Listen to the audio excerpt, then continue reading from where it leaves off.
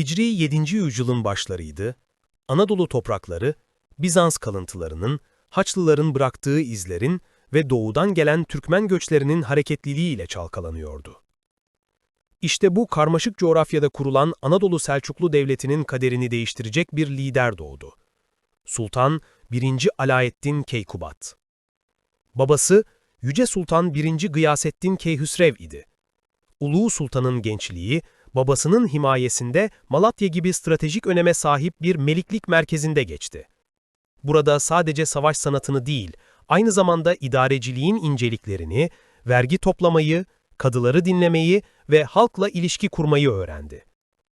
Ancak bu huzurlu öğrenim dönemi, 1211'de babası Gıyasettin Keyhüsrev'in vefatıyla kesintiye uğradı. Tahta, büyük ağabeyi 1. İzzettin Keykaus geçti.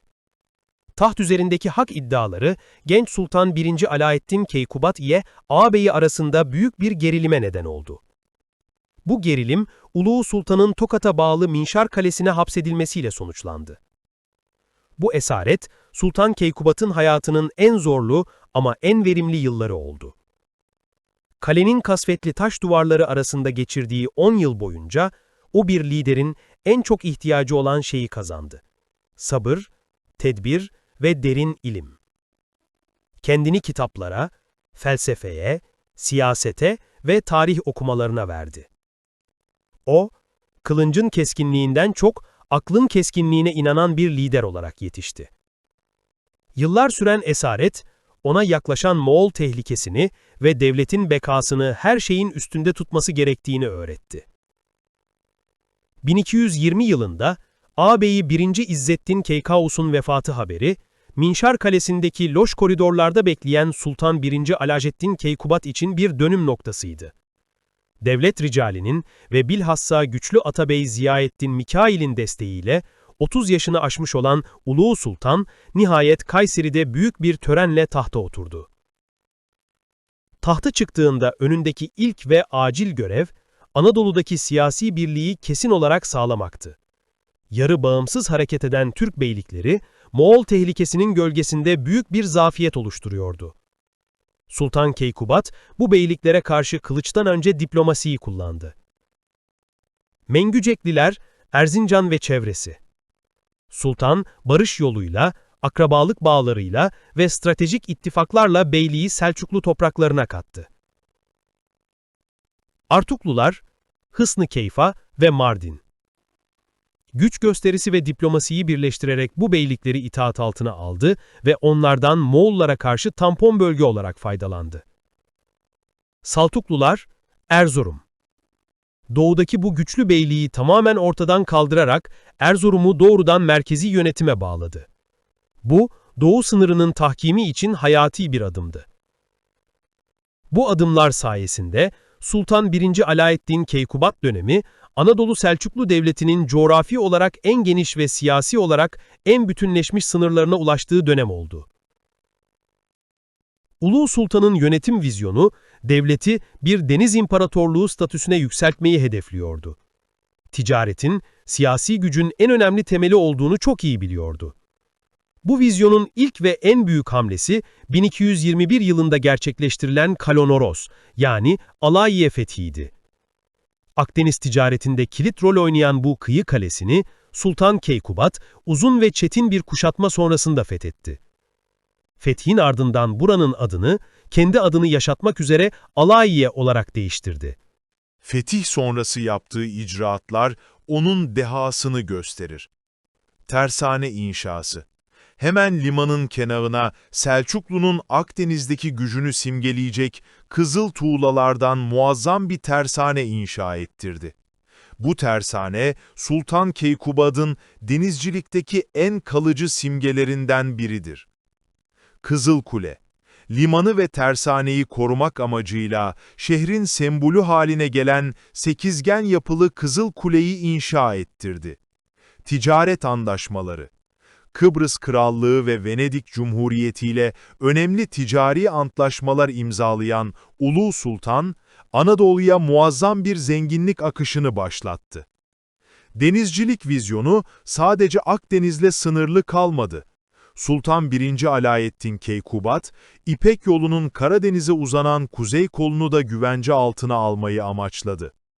O dönemde Kırım Yarımadası'nda bulunan ve Karadeniz ticaretinde kilit rol oynayan Sudak, yani Sudak, liman kenti, Selçuklu tüccarları için güvensiz bir bölgeydi. 1223 yılında Sultan Keykubat, Selçuklu donanmasını Sinop'tan yola çıkararak Kırım'a gönderdi. Bu büyük çaplı deniz harekatı sonucunda Sudak Kalesi ele geçirildi. Sudak'ın fethi, Ulu Sultan'ın deniz gücünün Karadeniz'in kuzeyine ulaştığını gösteren sembolik bir zaferdi ve Selçuklu tüccarları Karadeniz ticaretini tam kontrol altına aldı. Sultan 1. Alaeddin Keykubat'ın dönemi, tarihçiler tarafından Selçuklu Rönesansı olarak adlandırılır. Sultan, fethettiği toprakları sadece askeri güçle değil, aynı zamanda sanat ve ilimle de imar etmeyi bir yönetim felsefesi olarak benimsedi. Sultan Keykubat'ın en somut ve kalıcı mirası, Anadolu'yu bir ağ gibi ören kervansaraylardır. O, devletin yolu, ticaretin yoludur ilkesiyle hareket etti. Ticaret yollarının güvenliğini sağlamak için her menzil arasına bir kervansaray inşa edilmesini emretti. Büyük Sultan Hanları, Aksaray yakınındaki Sultan Han ve Kayseri-Sivas arasındaki Sultan Han, onun adıyla anılan dönemin en ihtişamlı yapılarıdır. Bu hanlar, 2 katlı, taç kapıları sanat eseri olan, avlusunda mescidi, hamamı, şifahanesi ve demircilerin çalıştığı bölümleri barındıran devasa yapılardır. Diğer hanlar, Alara gibi yapılar, deniz ticaretini karayla bağlayan önemli duraklardı. Sultan, Moğol tehlikesini gördüğü için başkent Konya'nın, Kayseri'nin ve Sivas'ın surlarını ve kalelerini yeniden inşa ettirdi veya güçlendirdi. Konya'daki Alaeddin Camii, onun himayesinde tamamlanarak Selçuklu mimarisinin en önemli eserlerinden biri haline geldi. Antalya'daki Yivli Minare, onun estetik anlayışını yansıtır. Kubadabat Sarayı, sanatın zirvesi. Beyşehir Gölü kıyısında inşa ettirdiği Kubadabat Sarayı, Sultan 1. Alaeddin Keykubat'ın sanata verdiği değeri gösteren en önemli yapıdır. Sarayda bulunan eşsiz çini koleksiyonları, Selçuklu çini sanatının ulaştığı en üst düzeyi temsil eder. Özellikle figüratif çiniler, dönemin günlük yaşamını, av kültürünü ve mitolojik figürlerini yansıtarak Selçuklu sanat tarihine ışık tutar. Sultan 1. Alaeddin Keykubat, bilginlere ve dervişlere büyük saygı gösterirdi. Onun dönemi, Anadolu'nun tasavvufi ve fikri hayatının canlandığı bir dönemdir. Mevlana'nın babası, İrşad ve hikmetiyle tanınan Sultanül Ulema Bahaettin Veled, Ulu Sultan'ın özel daveti üzerine Belh'ten Konya'ya gelip yerleşti. Bu olay, ileride oğlu Mevlana Celaleddin Rumi'nin Mevlevilik hareketini kurmasının zeminini hazırladı. Sadreddin Konevi, dönemin en büyük mutasavvuf ve filozoflarından olan Sadreddin Konevi de, onun zamanında Konya'da önemli bir ilim merkezi kurdu. Ahi Evran, esnaf teşkilatı olan Ahiliğin kurucusu Ahi Evran'ın faaliyetleri de bu dönemde gelişti. Sultan Keykubat, ahilere büyük destek vererek şehir hayatının düzenlenmesinde önemli rol oynadı. Sultan 1. Alaeddin Keykubat'ın tüm başarıları doğudan yaklaşan Moğol fırtınası gerçeğiyle sınanıyordu. Sultan, bu tehlikeyi diğer İslam hükümdarlarından çok daha önce görmüş ve önlemlerini almıştır. Onun Moğol siyaseti 3 ana sütun üzerine kuruluydu: tahkimat, diplomasi ve tampon bölge oluşturma. Bu tampon bölge siyaseti, Ulu Sultan'ı Haremşahlar Devleti'nin son lideri olan Celaleddin Haremşah'la karşı karşıya getirdi. Celaleddin'in Selçuklu'nun tampon bölgesi olan Ahlat'ı işgal edip yağlaması, Sultan Keykubat'ın kırmızı çizgisini aşması anlamına geliyordu. Sultan 1. Alaeddin Keykubat, Celaleddin Haremşah'ın yayılmacı siyasetini durdurmak için 1230 yılında Erzincan yakınında Yassıçemen Meydan Muharebesi'nde karşı karşıya geldi. Yassıçemen Savaşı 1230, Sultan Keykubat stratejik bir deha sergileyerek Selçuklu ordusunu bizzat komuta etti. Savaş, Selçuklu ordusunun kesin zaferiyle sonuçlandı. Celaleddin Haremşah yenilgiye uğradı ve kısa süre sonra öldürüldü. Ancak bu zaferin ağır bir bedeli oldu. Haremşahlar ortadan kalkınca Anadolu Selçuklu Devleti ile Moğol İmparatorluğu arasında hiçbir güç kalmadı. Sultan 1. Alaeddin Keykubat, kalan 7 yılını tamamen bu yeni devasa düşmanla mücadele etmeye ve doğu sınırlarını daha da tahkim etmeye harcadı.